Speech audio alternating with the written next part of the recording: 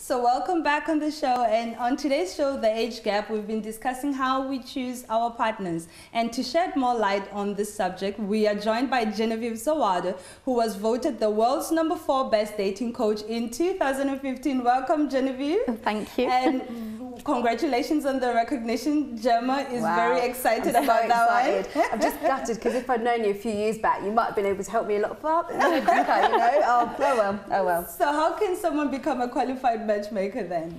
Well, there's a couple of ways you can do it. Some people don't even go for qualifications, but I qualified with the Matchmaking Institute, which is international. It's run from New York, and we've also got training here in London once a year. I'm now one of their trainers, which is great. So it's there's lots of things people do, but the most recognised one is the Matchmaking Institute. And what sort of got you interested in the field? Oh, crumbs.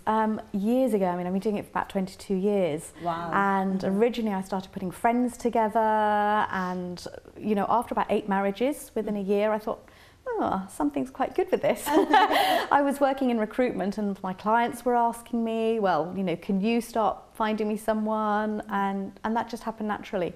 I started a supper club because I was running out of friends to matchmake. Pre the internet, so handing out leaflets and saying meet on such and such a day.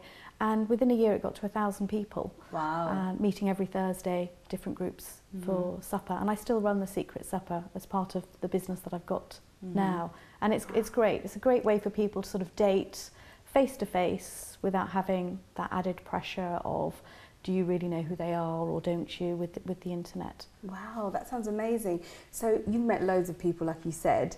What are most people, from your experience, what are most people looking for in a partner?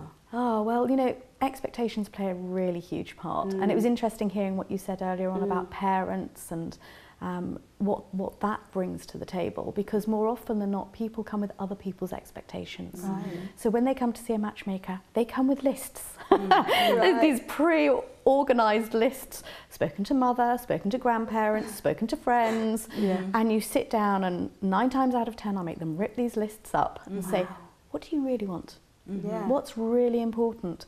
And apart from he needs to be 6 foot and she needs to be a size 8 and he needs to look like George Clooney and earn a 6-figure salary and, you know, Jennifer Aniston lookalikes, that's all I'm going for. Once we've got through the unrealistic stuff, we then say, okay, I give them 3 deal breakers that they can have and no more. And that works really well because it makes the mind focus on exactly what really is important, which is down to values. Do you want children? Don't you want children? That's the most important thing. Now, when you're dating someone that perhaps you've met in a bar or online, as you were talking about earlier, it's not a question you ask. So, you know, it's really understanding what page of the book is somebody on?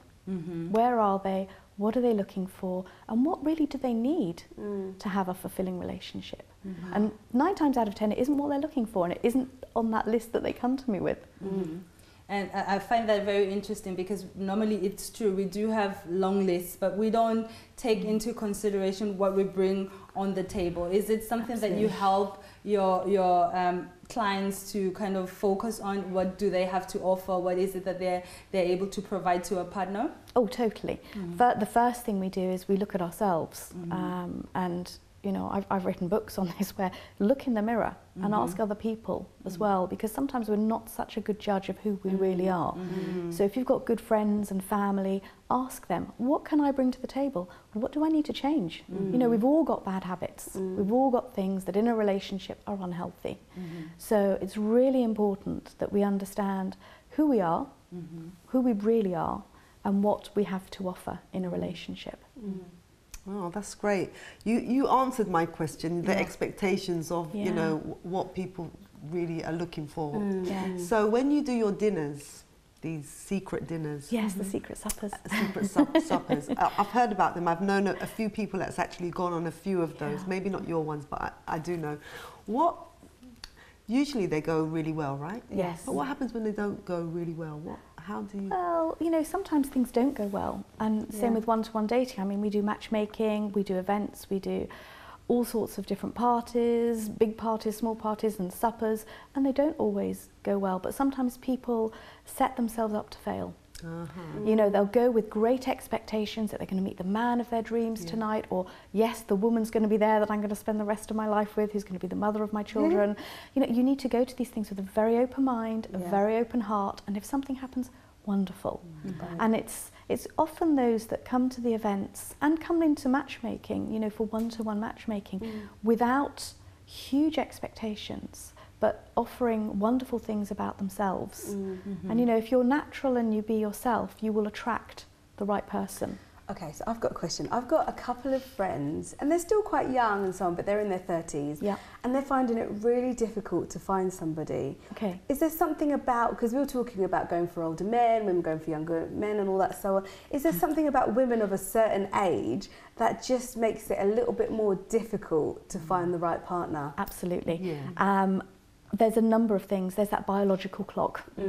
Okay, when the biological clock is really ticking, women get desperate and they give off this air of desperation. And sometimes when you're giving off an air of desperation, you're frightening the men off big time. And it's the same for some men. Men have their biological clock as well. When they haven't had children and want to have children, they can come across as quite needy, quite wanting to, let's rush things. And the girls are like, whoa, I'm not in any hurry. So, you know, there's these two different elements that the minute pressure is put on and brought into the equation of dating and relationships, that can cause problems. Definitely. So is there a science behind dating and relationships? Because, you know, like for example, some people just, you know, they might not even be particularly good looking, but they seem to, like, everyone seems to be falling at their feet, and you kind of think, like, what is it? Is it confidence? Are they giving off some sort of hormones? And other people like myself, it's just so difficult to find the right person. I think it is all about the power of attraction. You know, you give off what you attract, or you attract what you give off. So it is about what you are giving off. Very, very much so. And, you know, when we were talking a little bit earlier about, you know, people who are very, very needy, more often than not, people will just step back and go, whoa, I'm not going anywhere near that person. So it really is, you need to, that's why I think, you know, working with a matchmaker, working with a dating coach, understanding who you are and what you have to offer. I work with some beautiful people, some very affluent people who've got lots of money, who've got everything that you think that they could have. Why haven't they got the partner? And they come to me and go, I don't understand it. My friends don't understand it. Why am I single? And then we sit down and we start unraveling some of the stuff, and you think, well, there we go. A lot of the things with women in particular who perhaps have really good jobs, they can scare guys off. You know, you were talking earlier about the man wanting to be the provider and the protector, and the woman perhaps not really understanding with that guy that he's not powerful enough, he's not strong enough. So there's all of these things that get into the mix, really. I have a question. What do you think, because we were discussing age in our program and kind of the age gap, what would you deem an appropriate age gap between partners? There's no appropriate age gap. I wasn't expecting that answer. I said it was, actually. You were. I was expecting you to say that. There is no appropriate age gap. I'm married to a younger guy. Lots of people are married to older, younger. My aunt's got a husband who's 20 years younger. You know, there's 20 years younger. He doesn't know her age. We can't celebrate her birthdays or anything.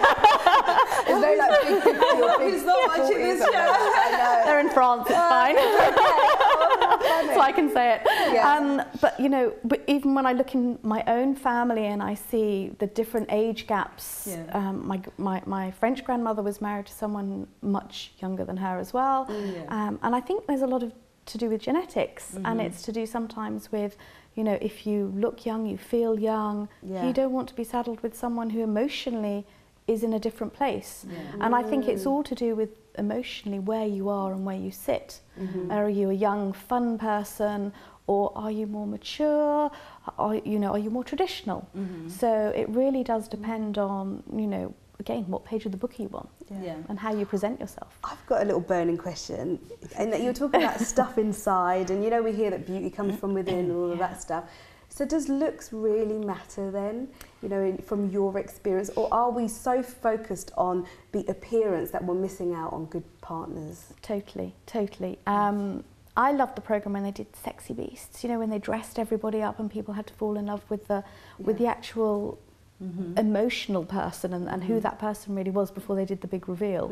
And I thought that was really cleverly done, actually, because 9 times out of 10 people will like somebody, you know, and they will get to know somebody emotionally, and then it could be something about the look that just puts them off from taking it further, which is a real shame that looks do come into it. But we do attract things visually. Men are attracted to something often that's familiar, that's comfortable, and women, you know, it's the same for women. Women not so much. Men are far more visual than women are. Women want more qualities, and they can forgive things. And you know, we all change as we get older. You know, both figure-wise for a woman when you have children, which always makes me laugh when a man says, "Oh, I want a woman who's size 6 to 8," and you want children. Okay, so are you? I'm very realistic with them. Are you expecting her to stay a size 6 to 8 after she's had the children? Exactly. It doesn't always happen. Yeah, exactly. So we know that we do face this challenge of you know, relying a lot on physical attraction. So what advice can you give to our viewers to kind of be able to step over that? What is it that they need to do in order to push the physical attraction or the importance of physical attraction aside and focus on qualities? What do they do? How do they switch? It's a really difficult one, because you are programmed the way that you're programmed, and you are attracted to people that you're attracted to. But there are 2 different schools of thought. There's lust. You know, you're attracted to someone from a lustful place rather than someone who's going to be there long term. So what you need to do, and this is what I do with my clients, I say, okay, what are the qualities that you're looking for long term in a relationship? And focus on that. And really, how important is height? You know, if he's not 6'2", but he's 6'1", are you going to discount him? If she's a size 10 and not a size 8, are you going to discount her?